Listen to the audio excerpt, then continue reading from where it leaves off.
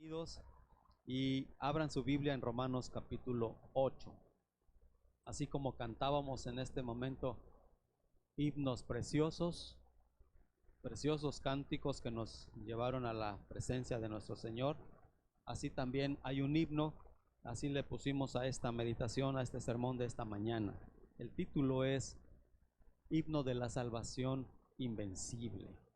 Es un cántico realmente que cierra este capítulo maravilloso de Romanos capítulo 8.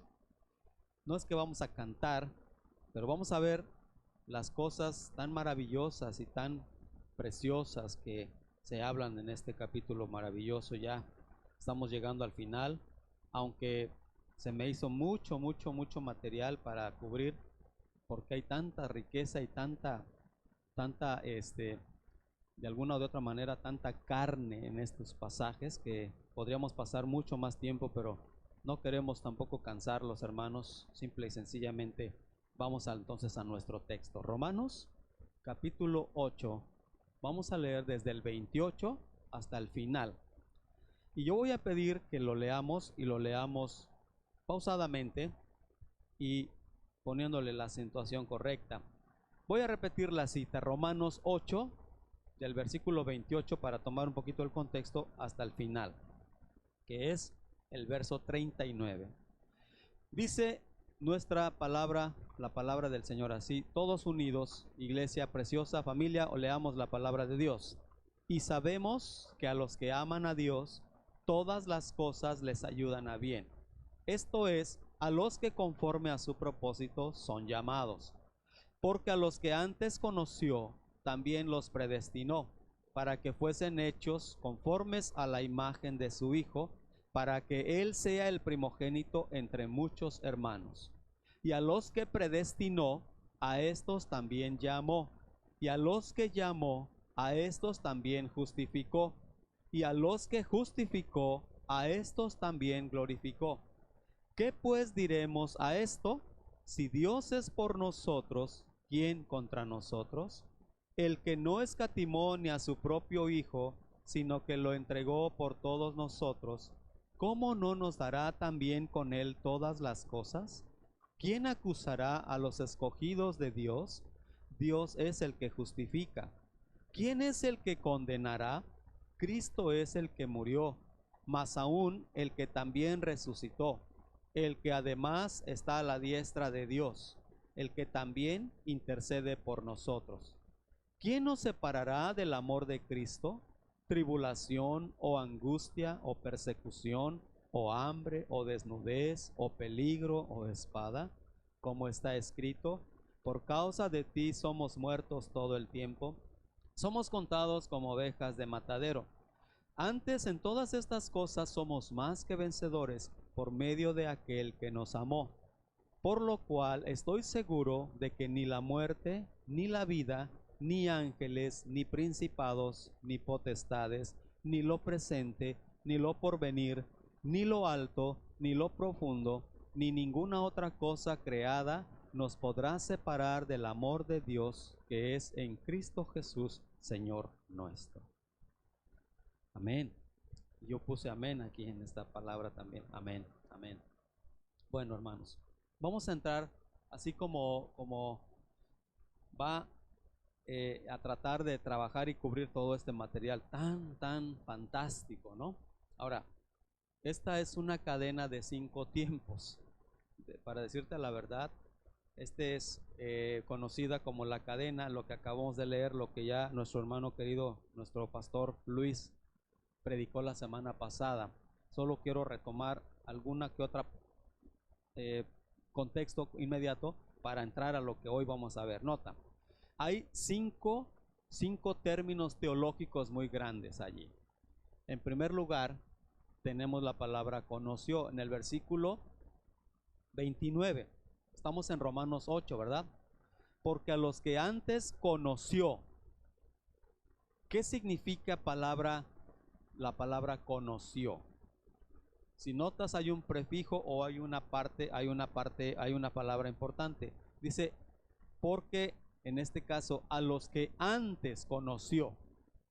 ¿Qué significa? Bueno, palabra que alude a una decisión predeterminada de darnos su amor y establecer una relación íntima. Se trata de su propia elección. Antes nos conoció.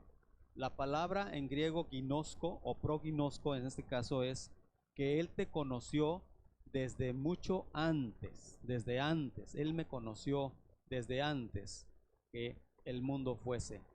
Ese es el maravilloso conocimiento de nuestro Dios. Ahora, dice, a los que antes conoció, luego, la segunda palabra, hermanos, ¿cuál es?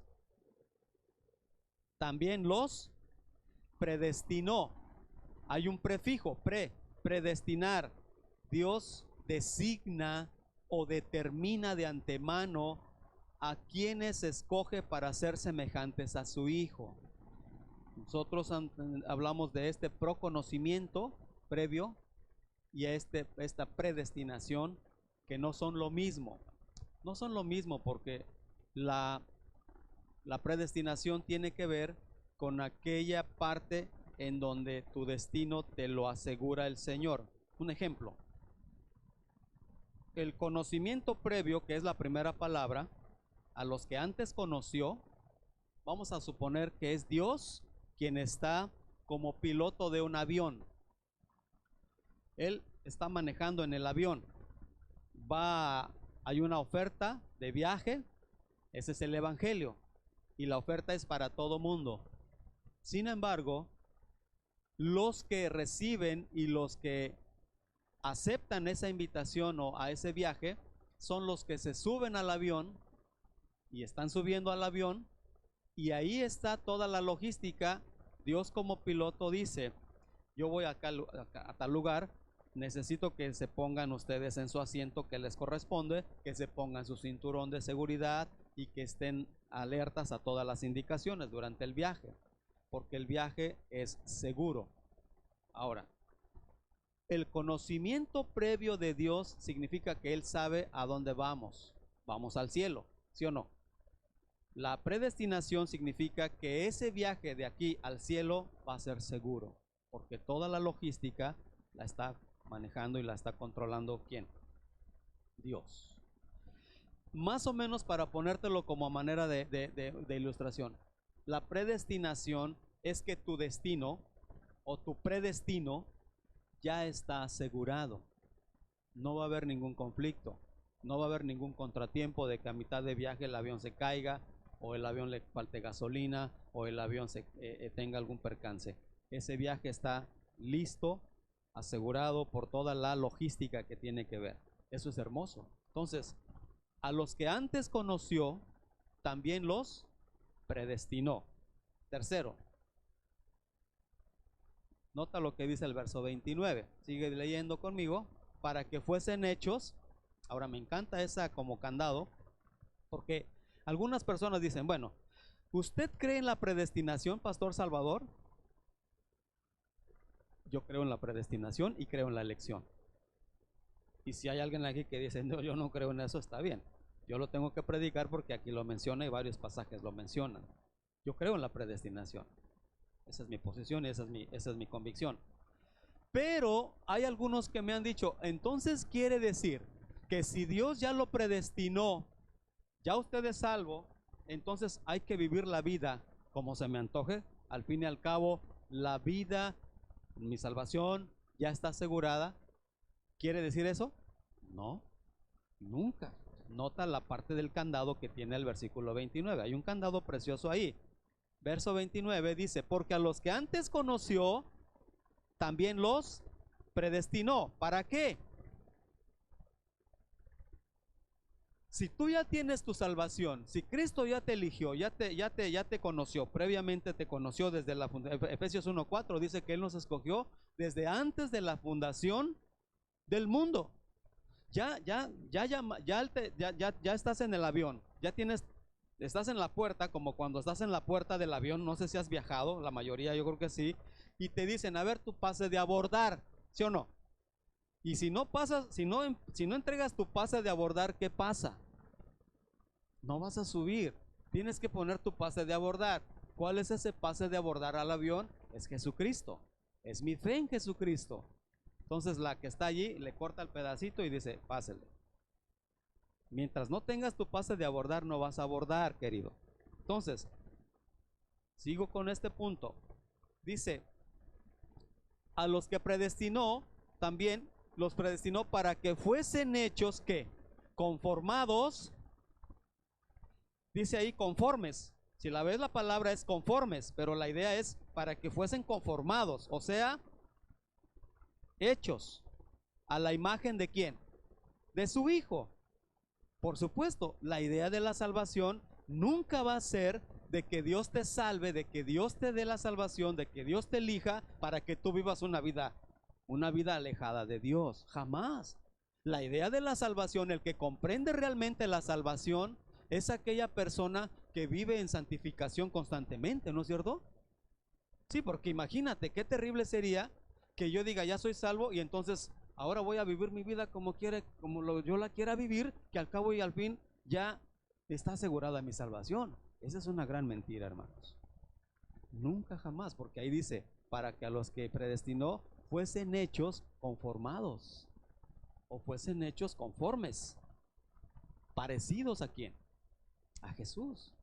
Y luego sigue la cadena, la tercera palabra, qué precioso. Nota, versículo 30. Y a los que predestinó, ¿qué? Nota, qué maravilloso.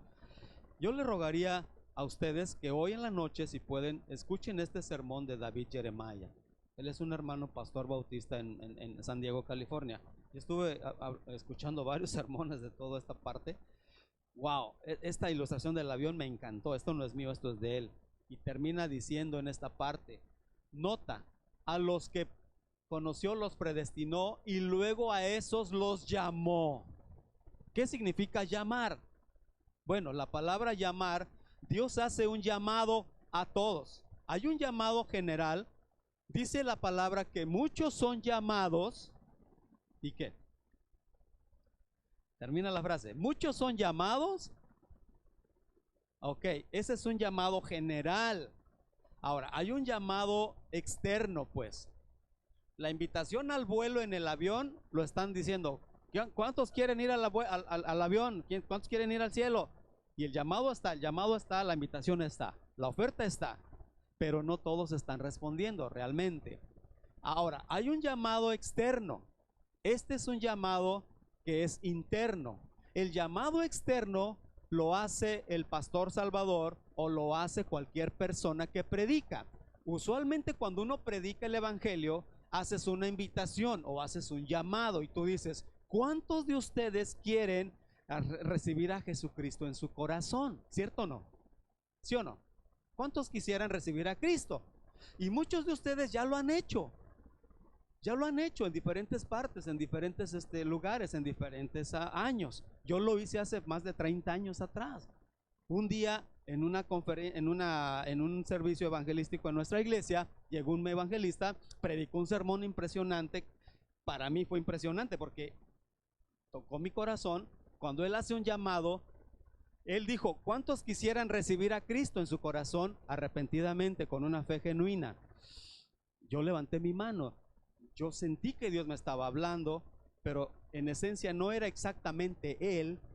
En esencia, acuérdense, aquí viene el llamado externo. El llamado externo es más o menos el que yo hago. Y cuando hago un llamado yo, hay veces que gente no se para, ni levanta la mano, ni pasa nada. Y algunos luego se preguntan y me dicen, hermano, ¿no se sintió mal porque nadie aceptó a Cristo? A veces se sintió no mal, pero a veces no. Y yo digo, bueno, es que no depende de mí. Al final de cuentas, el llamado interno depende de quién, de Dios. Porque hermanos, acuérdate, cuando estás predicándole a la gente, le estás hablando a gente muerta. Y cuando yo le hablo a la gente muerta me puede responder y escuchar. No, a menos que haya un poder sobrenatural que de plano le hable al muerto. Y ese poder sobrenatural, ¿de quién es? Es Dios hablando, no yo. Es Dios hablando a la gente. Cuando alguien es convencido, es porque el llamado interno lo hizo el Espíritu Santo. Y a veces hay predicadores que de repente están una y otra vez haciendo el llamado y haciendo el llamado y haciendo el llamado hasta que alguien se pare, pero eso es manipulación. Eso es manipular a la gente, porque al final de cuentas ya alguien dice, bueno, ya para que no esté ahí este hombre, mejor me paro, ¿no? Pero no lo haces porque Dios te llamó, lo haces porque alguien está manipulándote. Entonces, entiendan, hay un llamado exterior o externo, que es el que hacen todos los predicadores, y tú lo haces cuando compartes a alguien tu testimonio, cuando compartes a alguien tu fe, el evangelio. Tú le vas a preguntar tarde o temprano si él le interesaría recibir a Cristo. Y esa persona dirá sí o no. No te sientas mal, porque al final de cuentas, el que hace el llamado que vale la pena y que es el verdadero es el Espíritu Santo. ¿Sí me estoy explicando, hermanos? Ahora, dice él que a los que predestinó, también él, no yo, ni los predicadores. Él, cuando él llama, es cuando la gente oye. Acuérdense aquella ocasión cuando Jesús resucita a Lázaro. Lázaro tenía 4 días, ya estaba en la tumba. Cuando le dicen, Lázaro murió, qué bien, vamos a verlo. Pero ya, Señor, ya no hace falta que vayas, ya tiene 4 días de muerto. No pasa nada. Si yo hubiera ido, o los apóstoles hubieran ido, y la gente o alguien hubiera dicho, Lázaro, ven fuera, Lázaro. Sal, Lázaro. Somos tus cuates. Resucita, Lázaro. ¿Se hubiera levantado Lázaro? Qué va. Yo nunca y nadie jamás ha resucitado un muerto. No hay personas que han resucitado muertos. Nadie. Solo Dios. Solo Dios. Pedro y Pablo, estarás pensando, ¿y qué pasó con Pablo? No fueron ellos, fue Dios. Pedro resucitó a alguien ahí, no fue Pedro, fue Dios. Cuando el Señor se para enfrente de la tumba y le grita, Lázaro, ese es el llamado que resucita muertos. ¿Te das cuenta? Así que, hermanos, sigamos con este tema y al final voy a tratar de decir que todo depende de Dios y voy a descansar en la soberanía de Dios, porque Dios es soberano. La salvación es un asunto de Dios, comienza con Dios y termina con Dios. Pero también hay una gran responsabilidad en el ser humano, porque Dios te dio voluntad. Es cierto, tenemos libre albedrío. Entonces esas dos cosas van como dos rieles de la vía. Imagínate, a la vía del tren va un riel y va el otro riel. Las dos corren paralelas, pero nunca se unen. Cuando las hemos querido unir es cuando hay problemas. Entonces no te quebrantes ni te quiebres tu cabeza. Descansemos en la soberanía de Dios en la salvación para la elección y la predestinación, pero también ocúpate de tu responsabilidad como si todo dependiera de ti. Y un día cuando estemos allá, te aseguro que yo le voy a preguntar, y tú también, Señor, ¿podrías explicarme qué pasó ahí con la elección? ¿Qué pasó con la predestinación? Pero mientras, hermano, descansa en la soberanía de Dios. ¿Tú crees que esas grandísimas verdades las voy a comprender con esta mente finita? ¿Voy a encajonar a un Dios omnipotente, omnisciente, omnipresente en esta mente caída? No puedo. Por eso, Él los llamó. Él dice que a los que predestinó, también Él los llamó. Y a los que llamó, a estos también, ¿qué? La palabra justificar es declarar justo y libre de culpa y de condenación a sus hijos. Justificación es eso. Cuando tú faltas a la escuela o al trabajo, usualmente pedimos un ¿qué? Un justificante. Si vale la pena, entonces el doctor o digo el patrón o el maestro te dice, ¿por qué faltaste a la escuela? Y tú justificas. Aquí está mi justificante. Bueno, estabas enfermo, etcétera. Entonces, aquí la palabra justificar significa declarar justo y libre de culpa y de condenación, libre de castigo a los hijos de Dios. Entonces, a estos también los llamó, y cuando los llamó, también los justificó.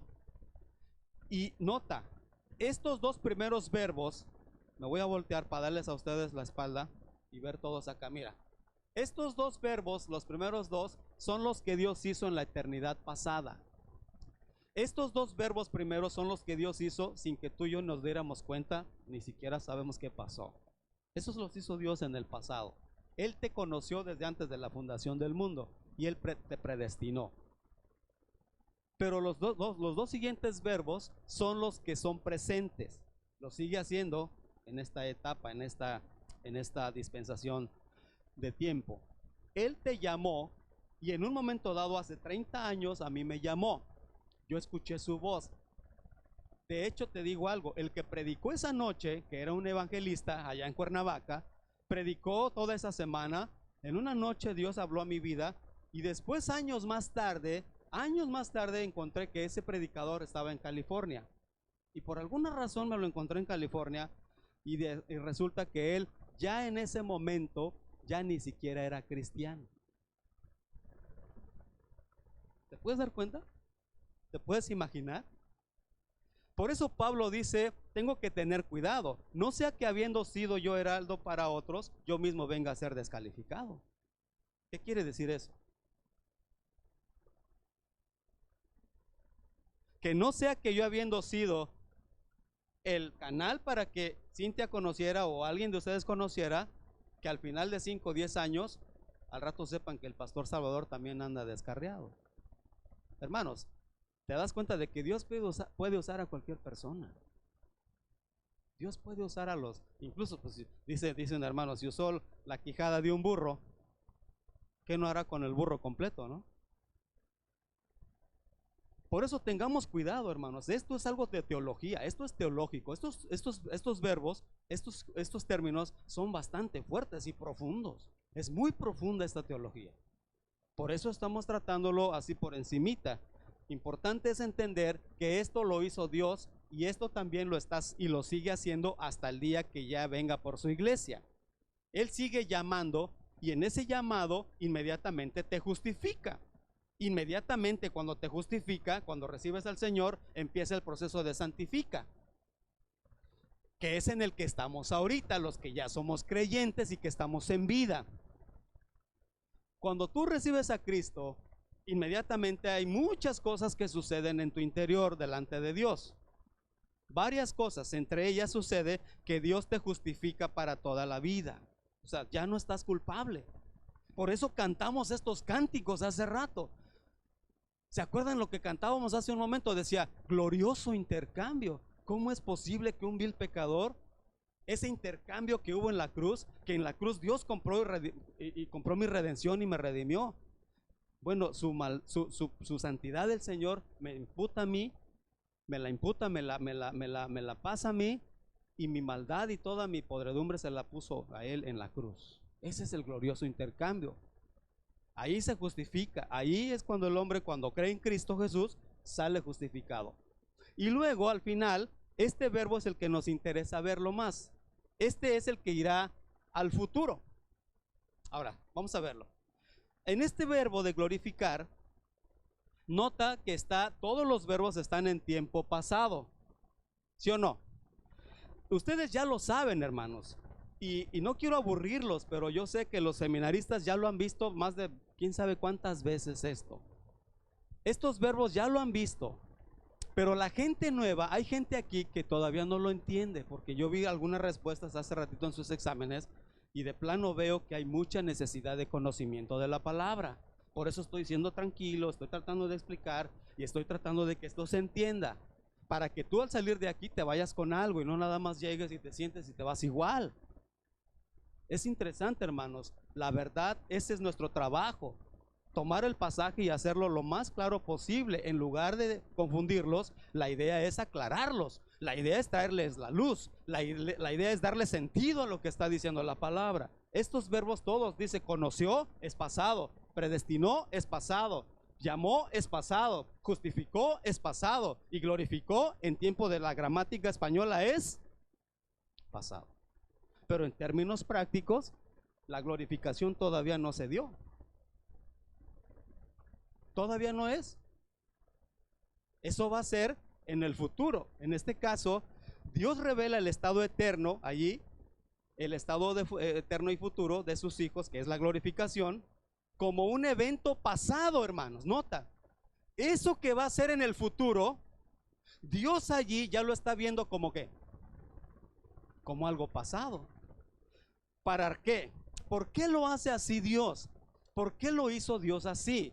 Porque en su sana soberanía y en su sabiduría preciosa, Él recalca, nota, recalca la certeza y la seguridad de ese gran evento. En concreto podemos ver que con Dios, en otras palabras, no hay tiempo. Nosotros estamos limitados a tiempo y espacio. Contamos los años desde Cristo para acá o de Cristo para atrás. Pero para Dios, como es eterno, Él, hermanos, puede jugar con el pasado, con el presente y con el futuro y no pasa nada porque Él es eterno. Lo que tú ves y lo que piensas que va a ser, Él ya lo vio. Lo que tú esperas en 20 años, en 10 años, ojalá y tengamos vida, el Señor ya para Él es pasado. Por eso es Dios. Por eso es Dios. Entonces Él ya ve la glorificación. Qué glorioso día. Algunos dirán, yo ya quiero estar allá en la gloria. ¿Y qué gloria será? Todo, tranquilo. Dios ya la vio, ya lo conoce, hermano. Yo no lo conozco porque soy humano y soy finito. Pero en la Biblia la glorificación es un acto o es un evento pasado. Y lo que viene en el pasaje que vamos a estudiar, pues tiene que ver con este contexto. Por eso quería que tuviéramos esta idea más o menos clara. Ahora, la imposibilidad de que alguien te quite la salvación. Seguimos leyendo el pasaje en el verso 30. A los que predestinó, a estos también llamó. Y a los que llamó, a estos también justificó. Y a los que justificó, a estos también glorificó. Ahora, con esto que acabamos de ver en estos 10-15 minutos, con esto que acabamos de ver, de visualizar así muy superficialmente, con esto que te acabo de decir, la primera pregunta es, ¿qué vamos a decir a esto? ¿Cuál es tu punto de vista? ¿Qué punto de vista o qué opinión te merece estos 5 cadenas o estos 5 términos teológicos, estos 5 términos que son profundos, a la luz de lo que acabamos de ver? ¿Qué quieres o qué podemos decir ante esto? ¿Qué opinión te merece? ¿Qué podrías decir? Esa es la primera pregunta. Nota el verso 31. Y Pablo lanza 5 preguntas retóricas. La pregunta retórica es aquella pregunta que no necesariamente requiere una respuesta, sino más bien aclara y confirma la situación o el asunto para reflexionarlo y para un cambio de conducta. Eso es una pregunta retórica. Verso 31 dice, ¿qué pues diremos a esto? O en otras palabras, puesto que ya vimos y ya escuchamos en este caso estas verdades, ¿qué podemos decir acerca de cosas tan maravillosas como estas? Es lo que dice la NTV, Nueva Traducción Viviente. Ante estas cosas tan maravillosas de que Dios me conoció, Dios me predestinó, Dios me llamó, Dios me justificó y Dios me glorificó, ahora, ¿qué puedo decir ante esto? ¿Qué podías decir? Te quedas anonadado, ¿sí o no? ¿Cuántos dirían, amén, gloria a Dios? ¿Te das cuenta? Es una pregunta retórica. ¿Qué podemos decir acerca de estas cosas tan maravillosas? ¿Sí? Y luego él dice, si Dios es por nosotros, segunda pregunta, si Dios es por nosotros, en este caso no es un condicional de que si Dios es por nosotros como diciendo que duda, no. La verdad, en este caso en el original dice, puesto que Dios es por nosotros, o sea, a Dios lo tienes de tu lado, compadre. Dios está de nuestro lado, a todos los que nos eligió, a todos los que nos predestinó, a todos los que nos llamó, justificó y glorificó. Él está de nuestro lado, de nuestra parte. Y si Dios está de mi lado, ¿quién podrá estar contra mí? Nota lo que dice el pasaje. Léalo conmigo, versículo 31. ¿Qué pues diremos a esto? Si Dios es, ¿qué? ¿Quién contra nosotros? ¿Quién? La idea es que si Dios está a nuestro favor, nadie podrá estar en contra nuestra. Nadie. Nadie puede estar en contra nuestra, hermanos. Si Dios es contigo y por ti, ¿quién contra ti? Segunda pregunta, ¿quién contra nosotros? Enemigos hay. Enemigos hay, enemigos tenemos, adversarios existen, pero con Dios a nuestro favor, ningún enemigo prevalecerá contra nosotros, nadie. Por lo tanto, no hay nada que temer. Con Cristo todo hay que ganar, y con Cristo no hay nada que temer. El que no escatimó, nota lo que sigue diciendo, hermanos, 32. Vean el 32. El que no escatimó ni a su propio hijo, está hablando de Dios Padre, el que no tuvo en menor cuenta o en menor valor a su hijo, a su único hijo, a su primogénito, a lo más valioso que tenía Dios Padre. Pablo está diciendo, el que no tomó en cuenta, el que no tuvo por aferrarse a él, el que no escatimó a su propio hijo, que era lo más valioso que tenía. Dice el verso 32, el que no escatimó ni a su propio hijo, sino que lo entregó por todos nosotros, ¿cómo no nos dará también con él qué? El que no escatimó a su hijo.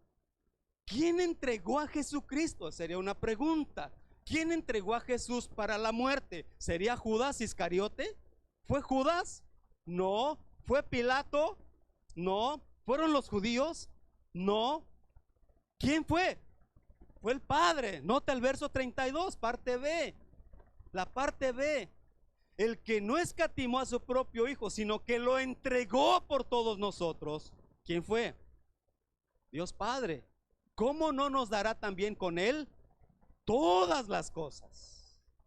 La tercera pregunta, ¿cómo no nos dará con él, también con él, todas las cosas? Hermanos, si ya te dio lo más difícil, si ya te dio lo más preciado, si ya te dio lo que más valía, ya hizo lo que más le costó en un momento dado a Dios Padre, que era lo más difícil de darte, que era su hijo, entonces tú puedes estar seguro que todo lo demás te lo va a dar.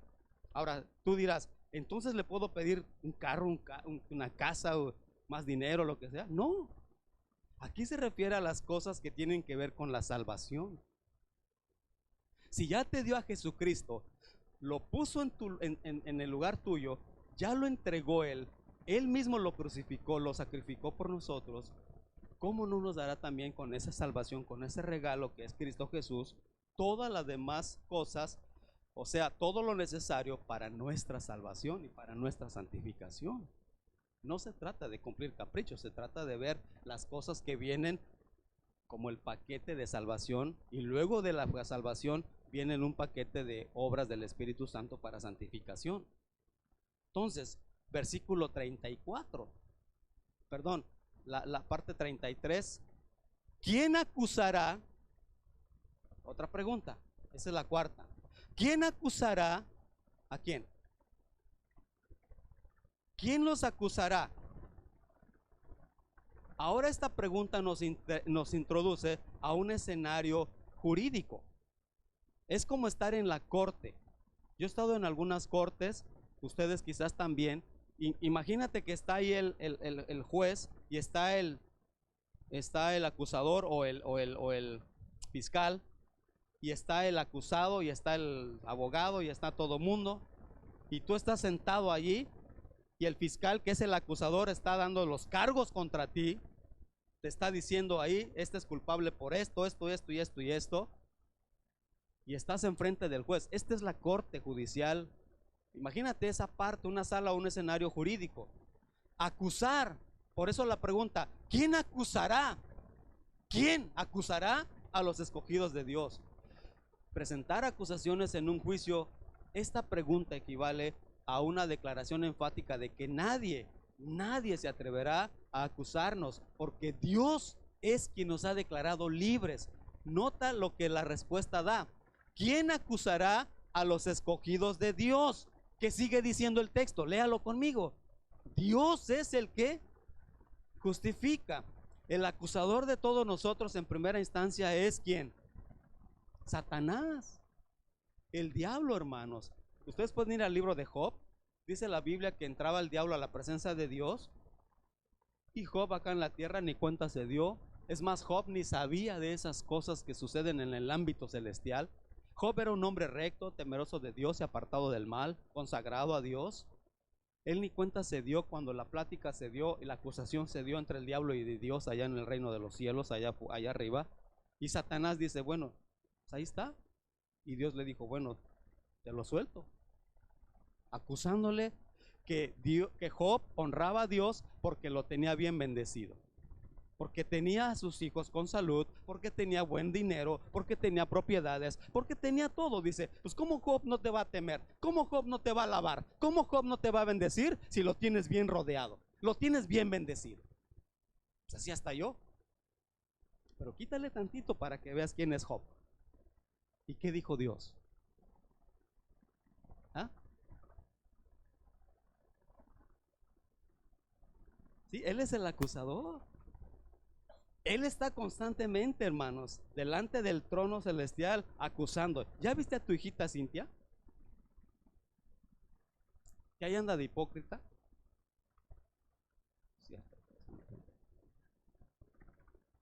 ¿Ya viste a Jaimito? Sus transitas que anda haciendo allá con el fiscal. Ah, no, ¿con quién? No sé con quién. Cualquier parecido es coincidencia nomás, ¿eh? ¿Ya viste a tu pastor Salvador? Que anda ahí de chismoso. Anda haciendo tranzas también ahí con unas llantas. ¿No? El diablo nos acusa delante de Dios. Él te está acusando como un fiscal. Pero en ese momento, si Dios es el que me justificó, Dios es el que ya me dijo, estás libre, compadre. Estás libre, declarado justo, no porque seas bueno, eres una cucaracha, pero Cristo murió, puse a mi hijo en tu lugar. Y por eso, hermanos, nota la siguiente pregunta, la quinta pregunta. ¿Quién es el que condenará? Están en el texto, hermanos. Yo sé que estoy tremendamente guapo, pero vean su texto, hermanos. Vean su texto. Vean su texto. Versículo 34. ¿Quién es el que condenará? Otra pregunta retórica. Una pregunta retórica, repito, es una pregunta que no requiere una contestación, una respuesta. Más bien es una declaración confirmando un evento o un punto de vista que te hace reflexionar. Una pregunta retórica es como cuando le digo a mis hijos, ¿cómo quieres que te diga que limpies tu cuarto? O como le digo a ustedes de vez en cuando, ¿cómo quieren que les diga que ya apaguen su celular? ¿No?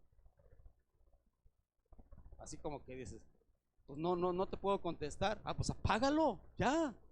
O sea, es una pregunta retórica que te hace reflexionar, que no necesariamente requiere una respuesta.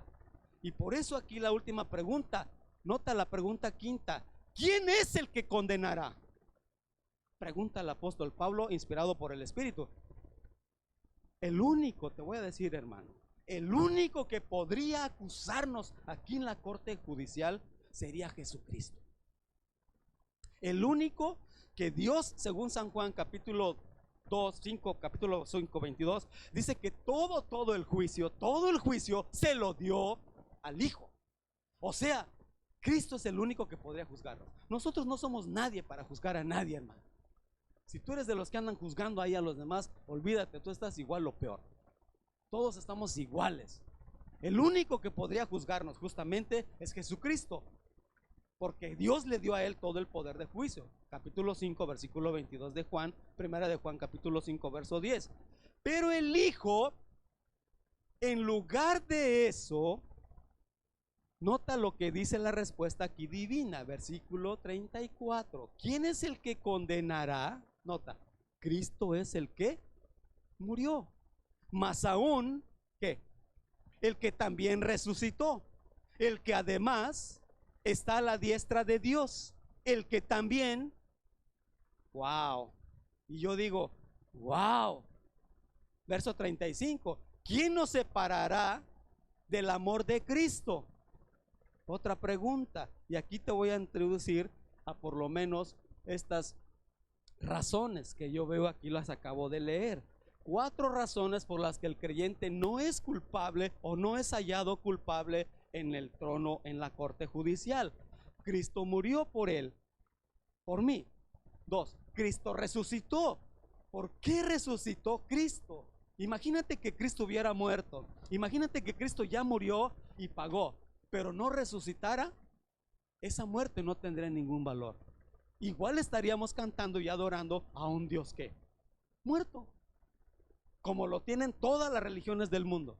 Todos los líderes de otras religiones murieron y están en su sepulcro. Nosotros estaríamos creyendo un evangelio igual como dice 1 Corintios 15. Vana es nuestra fe. Si Cristo no resucitó, entonces somos dignos de conmiseración porque nuestra fe es vana. Pero no. La historia y la Biblia y el registro dice que al tercer día Cristo se levantó. Amén. Y eso es la resurrección de Cristo. Haz de cuenta que es como la corona, el clímax de todo el evangelio. Sí, todo está perfecto, hermano. Hasta la muerte de Cristo todo va bien. Pero te digo, si Cristo no hubiera resucitado, de verdad, vana, sin valor sería nuestra fe. La resurrección de Cristo es más o menos lo que yo entiendo así. Es como que Dios Padre aceptó el pago completo de los pecados de todo el mundo. O sea, Dios Padre aceptó el pago y en beneficio, en beneplácito de eso, resucita a su Hijo. La resurrección es más o menos eso.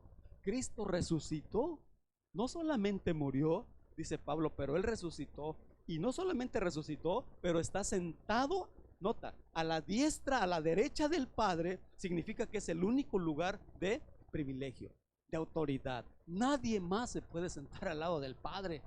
Cristo está como el primogénito de entre todos los hermanos a la diestra de Dios. Ahí está el Señor Jesucristo a la derecha del Padre. Y no solamente eso, pero la cuarta razón es que Cristo está, ¿qué? Wow. Cristo está intercediendo por mí. Cristo está rogando. ¿Qué hace un intercesor? Un sacerdote, un sumo sacerdote, dice que nos convenía. Cristo es nuestro sumo sacerdote, que Él intercede, apela, ruega por nosotros. Yo a veces la riego acá, a veces pido cosas mal. Ya dice el Espíritu Santo ahí también que el Espíritu Santo y Cristo están rogando, intercediendo al Padre por nosotros. ¡Qué bendición, hermano!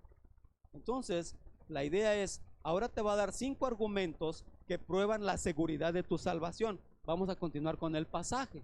Nota, 5 argumentos que prueban la seguridad del creyente. Versículo 31, los vamos a repasar. Dios es por nosotros. Número 2, Cristo murió por nosotros. O sea, no hay nada que temer. 3, Dios nos ha justificado. Dios te ha declarado justo. 4, Cristo intercede por ti y por mí. Y luego Cristo nos ama. En el verso 35, nota lo que termina diciendo el pasaje. ¿Quién nos separará del amor de Cristo?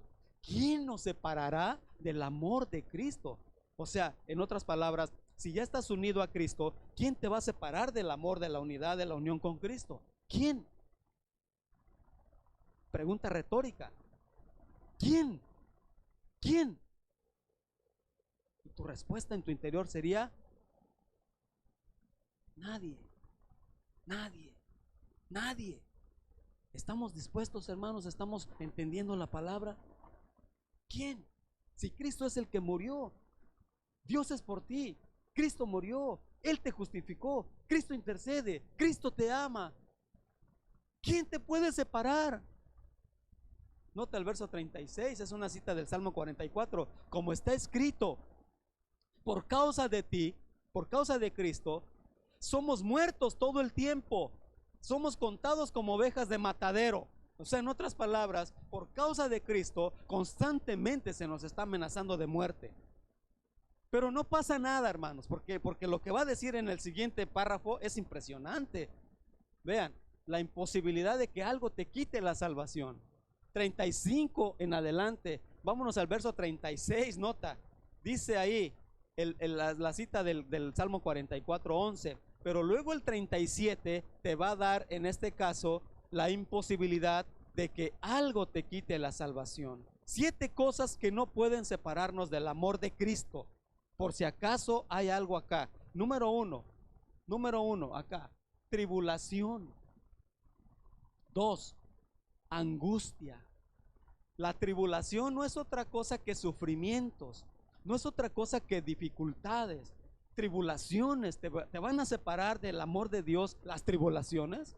En los que no son hijos de Dios, nota lo que dice la palabra en Mateo 13, la parábola del sembrador. Hay gente que recibe la palabra luego con gusto, pero dice que esa palabra llega a la mente y muchas veces llega el diablo y se come la semilla y se la lleva. Pero la recibe la persona. Hay otro tipo de terreno que llega a la palabra y dice que esa es la que se siembra entre el camino, o perdón, entre espinos. Y entonces los espinos significan, en este caso, los afanes de este mundo. Y otra parte de la semilla cae entre piedras, entre pedregales, que también dice que crece la hierba mala allí, o mejor dicho, por no tener raíz, el sol la quema y se seca. Y se va y luego se seca. Hay gente que oyen la palabra, están aquí oyendo ahorita, pero saliendo de aquí va a llegar el enemigo y te la va a robar. O sea, si es que todavía no te la robó ya ahorita. Habrá gente que le dure este sermón, una enseñanza bonita, un par de horas, pero llegando a su casa se olvidan. Porque ya hubo una bronca, porque ya hubo un problema, porque ya pasó algo y luego se apartan. Hermanos, al verdadero creyente es aquel que cae la palabra en buena tierra y siempre da fruto. Siempre da fruto en medio de las tribulaciones. Bueno, acabamos de citar el caso de Job. Job era un hombre súper millonario, con mucha familia, con todo lo que tenía, y el diablo le quitó primero sus propiedades, después le quitó sus hijos, luego le quitó su salud, y en todo momento Job nunca se apartó ¿de quién? De Dios. Hay gente en las iglesias que se está yendo por montones, porque no, ya no me fue bien, porque ya tuve broncas en mi casa, porque me enfermé y no me sanó, y porque no me resolvió, y porque no me dio, ese evangelio barato que hoy se predica, hermanos, no tiene nada que ver con este. Nota lo que está diciendo. El verdadero hijo de Dios es aquel que pregunta el pasaje: ¿quién? ¿Quién? ¿Quién? Cosas que no te van a separar jamás: la tribulación, la angustia, la persecución, el hambre, desnudez, peligro y espada. La angustia no es otra cosa, es parecido a las aflicciones, los apuros, las calamidades. La persecución no es otra cosa más que ser conflictuado, tener oposición. Hay gente que está siendo perseguida literalmente en otros países. Cuando predicas el evangelio, la gente te critica, la gente se habla contra ti. Si dices una mala palabra, se ofenden y te dicen: no, ese pastor Chava es un regañón y no tiene respeto, que no sé qué, bla, bla. Y siempre hay persecución, hermanos. La semana pasada se paró alguien acá y me dijo: hermano, yo siento que a usted le tienen unas malas vibras aquí. El Señor te reprenda, salte de aquí ya. ¿Verdad? No, es que sí, yo quiero orar por usted porque usted se ve así, se ve acá y siento unas malas vibras aquí. Pues es la persecución, hijo. El primero que llega a este lugar, no creas que eres tú ni el pastor, es Satanás y sus demonios. Ellos están sentaditos aquí para ver en qué te distraen, para ver en qué estás allá, estás en el teléfono. Y por eso estoy moviéndome aquí, por eso los veo a la cara, para que me pongan un poquito de atención, hermanos. Ya que me prestas esta media o 40 o 50 minutos, por favor, hermano, no estés en el teléfono. Y si no, mejor dedícate a otra cosa, ¿no es cierto? ¿O sí o no? Pues ya estás aquí, pues ahora concéntrate, entiende. ¿Te sales igual? Pues vete al parque, mejor al cine, a ver otra cosa. ¿Está enojado? No. No. ¿Te das cuenta? Pero es que es así, hermanos. Si el doctor nota, hermano, los doctores cuando tienes cáncer, Cintia, bueno, acá Alma, su hermano Edgar, está llorando, está desesperada, está cargada, ayer estábamos hablando, está triste. Si el doctor le dice a Edgar: haz esto y con esto te vas a aliviar, ¿tú crees que no lo haría? Si le garantizara el doctor que con eso se va a aliviar, te aseguro que lo hace. Si los doctores que juegan, o más bien que curan o que trabajan con almas, con cuerpos físicos, uno lo toma con seriedad, pues ¿qué más nosotros que trabajamos con la parte eterna de las almas de ustedes? Yo no puedo estar jugando con esto, hermano. Yo no puedo estarles entreteniendo aquí y circo, maroma y teatro y a ver qué, y luces y fuego y saltos y brincos. Y la semana pasada me eché unas marometas. ¿Tú crees que vengo a eso? O sea, ¿tú crees de plano que yo vengo a entretenerte? ¿Tú crees que por qué estamos haciendo lo que estamos haciendo? Es porque tenemos la carga y el celo de Dios, hermano. A mí me van a pedir cuentas, brother. No creas que estar aquí es enchilame otra. No crean ustedes que, ay, qué padre, ya se para y grita hermano, hay que estudiarle, hay que estar ahí con la presencia, hay que estar ahí metido, hay que decir, Señor, estamos mandando textos, estamos diciendo, lleguen a tiempo, hermanos, ayuden el rebaño, queremos pastorearlos, educarlos, enseñarlos. La gente, vacaciones, llegan a la hora que quieren. Está bien, yo ya le dije, Señor, es tu iglesia, yo voy a hacer mi parte. Yo voy a pastorear a los que se dejen pastorear, a los que no, Dios los bendiga, hermano. Si me preguntan qué hiciste con fulana y fulano, pues nunca llegaba, hermano, Señor, tú sabes. Llegaba cada vez que quería, leía, nunca leía. O sea, el Señor sabe, o sea, yo a Él no le voy a mentir. ¿Y qué hiciste de tu ministerio? Pues traté de prepararme, Señor. Traté de cuidar la doctrina, traté de sacarle lo más jugoso a la palabra tuya. Y se las traté de explicar lo más que pude con mi ignorancia. Pues si no la agarraron, pues ya ni modo. Los verdaderos hermanos permanecen. Nota, en persecución. No hay tiempo para ver la vida de Pablo. Pablo es el ejemplo. Y te voy a llevar rápidamente a ese pasaje. 2 Corintios 11, abre tu Biblia ahí. Pablo había pasado por todas estas 6. Por tribulaciones, por angustias, por persecución, por hambre, desnudez y peligro. ¿Cómo escribe él? 2 Corintios capítulo 11, nota del 23 en adelante. Repito, 2 Corintios 11, del 23 en adelante. Repito, 2 Corintios 11, 23 hasta el 33. Vamos a leer juntos.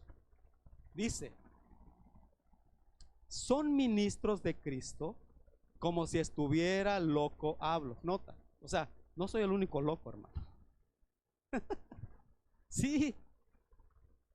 23, repetimos 23. Son ministros de Cristo, como si estuviera loco hablo. Yo más, en trabajos más abundante, en azotes sin número, en cárceles más, en peligros de muerte muchas veces. De los judíos 5 veces he recibido 40 azotes menos 1. 3 veces he sido azotado con varas, 1 vez apedreado, 3 veces he padecido naufragio, 1 noche y 1 día he estado como náufrago en alta mar, en caminos muchas veces, en peligros de ríos, peligros de ladrones, peligros de los de mi nación, peligros de los gentiles, peligros en la ciudad, peligros en el desierto, peligros en el mar, peligros entre falsos hermanos, en trabajo y fatiga, en muchos desvelos, en hambre y sed, en muchos ayunos, en frío y en desnudez. Y además de otras cosas, lo que sobre mí se agolpa cada día, la preocupación por todas las iglesias. ¿Quién enferma y yo no enfermo? ¿A quién se le hace tropezar y yo no me indigno? Si es necesario gloriarse, me gloriaré en lo que es de mi debilidad. El Dios y Padre de nuestro Señor Jesucristo, quien es bendito por los siglos, sabe que no miento. En Damasco, el gobernador de la provincia del rey Aretas guardaba la ciudad de los damascenos para prenderme, y fui descolgado del muro en un canasto por una ventana y escapé de sus manos. Wow. 5 veces le dieron unas tableadas de 39 azotes. Nada más. Lo apedrearon, lo arrastraban en alta mar. ¿Y todo por qué? ¿Tú por qué crees que sufrió todo esto? Hermano, Hoy a veces los cristianos se quejan de que a veces no, que no sé qué, que mire, que me está yendo mal. Pues sí, por andar de tranza. Pues andas ahí de, pues te va mal por eso, pero realmente, hermanos, al Señor Jesucristo, ¿cómo le fue? Al apóstol Pablo, ¿cómo le fue? A Job, ¿cómo le fue? Hermano, uno tras otro ejemplo en la Biblia hay sufrimiento. La Biblia dice, en este mundo vamos a tener aflicción. Lo último que le faltaba a Pablo en estas 7, él dice, ¿quién nos separará? ¿Quién me separará? ¿Quién me quitará mi salvación? ¿Quién me va a separar de mi fidelidad a mi Señor Jesucristo? ¿Las tribulaciones? Claro que no. ¿La angustia? Tampoco. ¿La persecución? Menos. Soy el invencible, en pocas palabras. Y la gente se quedaba diciendo, con este de plano no podemos. Con este es invencible, no podemos. Es más, la perspectiva de Pablo era esta: mátenme si quieren, mátenme, porque cuando me muera, mejor, dice la palabra en Filipenses 1, porque para mí el vivir es Cristo y el morir es ya. Si me matan, más rápido me mandan al cielo. Era lo que le faltaba. Al final de cuentas dice, hambre, desnudez y peligro, ¿me van a separar de mi fe, de mi caminar con Cristo? Claro que no. Y al final menciona diciendo espada. Y la espada no era otra cosa más que la guillotina. Y termina sellando su vida, su fe, siendo decapitado. ¿Qué estamos sufriendo nosotros por el Señor? Wow. Y sigue el pasaje, hermanos. Antes, dice él, nota, antes, en todas estas cosas somos ¿qué? Wow, qué bárbaro. Este pasaje es maravilloso, hermano. Antes, en todas estas cosas que ya vi, no solamente somos vencedores, somos más que vencedores. ¿Por qué? El vencedor es quien derrota a su enemigo, pero el más que vencedor es quien hace que su enemigo sea su ayuda y su aliado en su crecimiento. Porque ¿sabes qué? Todas estas tribulaciones que menciona Pablo nos ayudan más a crecer, hermano. Por el versículo 28 que acaba de decir, y sabemos que a los que aman a Dios, ¿qué? Todas las cosas, la tribulación, tu enfermedad, tu problema, tu persecución, todo lo que ya mencionó, todo lo que estés pasando, si eres un hijo de Dios auténtico, todo eso te está ayudando a crecer en Cristo. Y al final de cuentas, si te llega la muerte, bendito sea el Señor. ¿Por qué? Porque más bienaventurado, hermanos, es esto. Dice la palabra, yo soy la resurrección y la vida. El que cree en mí, aunque esté muerto, ¿qué? Iglesia, te estoy dando un vistezón tremendo. Este es un bistec. Wow. Y termina el pasaje diciendo, por lo cual estoy seguro, él está convencido que nada ni nadie es capaz de separarnos del amor de Dios. Y empieza con otros 10 adversarios y termina y cierra el pasaje así. Nota lo que dice el pasaje. Regresamos a capítulo 8, dice la palabra, dice allí versículo 38. Por lo cual estoy seguro de que ¿qué?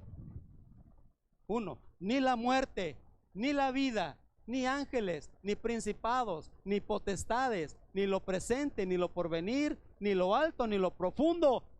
Y si se me escapa algo, si algo se me llega a escapar, ni ninguna otra cosa creada nos podrá separar del amor de Dios que es en Cristo Jesús. Wow. ¿Qué diremos a esto? ¿Qué pues diremos a esto? Si Dios es por nosotros, ¿quién contra nosotros? El último y gran enemigo que vamos a enfrentar tú y yo, dentro de no mucho, es la muerte. Ese es nuestro enemigo, hermano. Pero ya fue vencido. Por eso Pablo comienza con él, mira, la muerte. A la cual mucha gente le tiene miedo. Mucha gente le tiene miedo a la muerte. No temas, alma. No tengas miedo, hermana. Veamos la palabra como es, hermanos. No quiero jugar con nadie ni con tus emociones. Espero no estarte manipulando ni estar jugando con tu emoción. Espero que el Espíritu Santo te esté hablando a tu vida, hermano, porque esto es la plena palabra de Dios. Pero Pablo acaba de decir, por causa de ti, Señor, todo el tiempo somos contados como ovejas para matadero.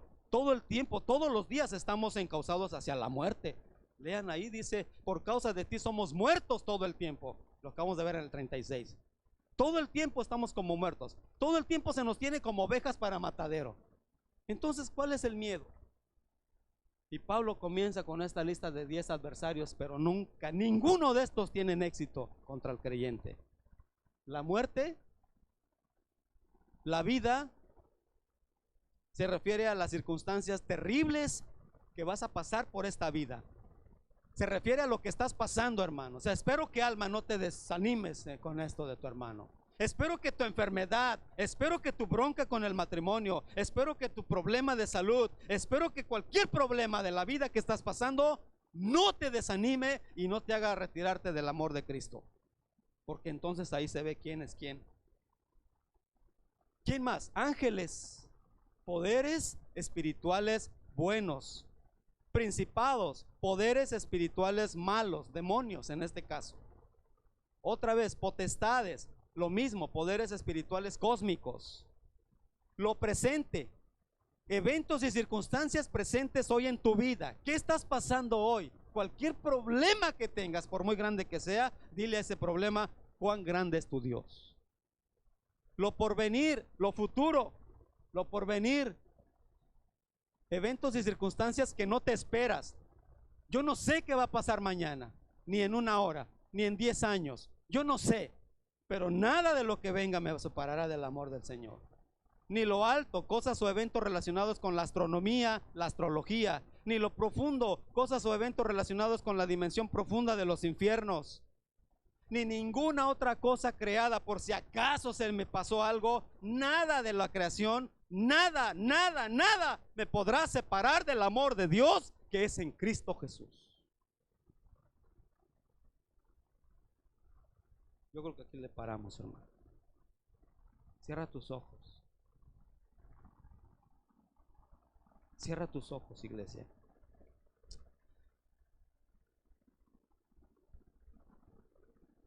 Y este es un himno, hermano, precioso. Este es un cántico a la increíble y a la invencible vida que tenemos en Cristo Jesús. Hermanos, entendamos que estamos en tiempos peligrosos. Pero nada ni nadie, a los verdaderos hijos de Dios, nada nos podrá separar del amor de Dios. Así que tú eres uno de esos. Yo quiero hacer 2 invitaciones. Acuérdate, yo voy a hacer el llamado externo, pero el llamado interno lo va a hacer el Señor. Si hay alguien aquí que todavía no está seguro a dónde va a ir cuando muera, si alguien estaba dudando y dice, ¿me amará el Señor así? Bueno, Dios te amó, te ama de una manera tremenda. ¿Estaré seguro que no voy a fracasar de aquí en adelante? Bueno, Dios dice, nada ni nadie te va a poder separar de su amor. Yo quiero invitarles a alguien aquí que hoy dicen, Señor, yo te quiero entregar mi vida. Yo escucho tu voz hoy y me dices que no hay camino que me pueda llevar al cielo más que solamente Cristo. Porque Cristo es el que murió, Cristo es el que resucitó. Y de una vez por todas yo quiero estar segura o seguro que tengo a Cristo en mi corazón como mi pasaje de abordar a ese vuelo que va a la eternidad. Y que está seguro, porque el chofer, el piloto es Dios. ¿Hay alguien aquí que diga, yo quiero recibir a Cristo en mi corazón? Ahora, si tú ya lo hiciste, no lo tienes que volver a hacer. Pero si nunca lo has hecho, o estás dudando, yo te ruego que en este momento levantes tu mano. ¿Habrá alguien que quiera recibir a Cristo como su regalo de vida eterna? Levanta tu mano, por favor. Nada más quiero orar por ti. ¿Habrá alguien aquí? Muy bien. Maravilloso. La segunda propuesta es, si tú ya eres hija de Dios, hijo de Dios, lo has entendido, y estás cansado de una vida mediocre, una relación que no crece, estás atascada, estás atascado en ese mismo lugar. Y dices, Señor, hoy entiendo que hay maravillosas cosas en tu palabra. Yo quiero crecer en ti, dedicarme a ti. Quita de mí lo que me estorba, pon en mí lo que hace falta. Quiero consagrar mi vida a ti. Quiero consagrarme. Ayúdame, Señor, te necesito. Si hay alguien aquí que tenga esa decisión y ese deseo, yo voy a invitarle que se ponga de pie. Hermanos, yo ya estoy de pie. Yo estoy de pie ya. Dios ve mi corazón. Pero habrá alguien más que diga, yo quiero servir al Señor fielmente. Y no importa lo que estoy pasando, no, ya entendí que nada ni nadie me puede separar del amor del Señor. Y venga lo que venga y pase lo que pase, Señor, cuentas conmigo. Hermanos, yo tengo cerrados mis ojos desde hace rato. Ni siquiera estoy viendo quién se para y quién no, porque no importa eso. Si tú estás ahí, estás viendo a ver quién se paró y quién no, olvídate de eso. Esto es algo personal. Esto es algo entre tú y Dios. Así que yo estoy aquí de pie y unido con ustedes que están de pie. Y aún aquellos que están sentados, vamos a orar juntos. Que Dios hable, ministre, enseñe a su pueblo. Honrémoslo, glorifiquémoslo por estas grandísimas verdades que estamos viendo en su palabra. Amado Padre Celestial, en esta hora, gracias te damos. Te exaltamos, Señor, te bendecimos. ¿Qué pues diremos? Ante todas estas cosas que nos acabas de hablar, ¿qué pues diremos? ¿Qué pues diremos a esto? Si Dios es por nosotros, ¿quién contra nosotros? El que no escatimó a su propio Hijo, sino que lo entregó por todos nosotros, ¿cómo no nos dará con Él también todas las cosas? ¿Quién nos separará del amor de Cristo? Angustia, persecución, hambre, desnudez, peligros. Por lo cual estamos seguros de que ni la muerte, ni la vida, ni ángeles, ni principados, ni potestades, ni lo presente, ni lo porvenir, ni lo alto, ni lo profundo, ni ninguna otra cosa creada nos podrá separar del amor de Dios que es en Cristo Jesús. A Él sea la gloria y la honra hoy y siempre en esta tu congregación, en este tu cuerpo, en esta tu iglesia. Y a ti sea la gloria, Padre, desde ahora y para siempre en Cristo Jesús. Y todos decimos amén.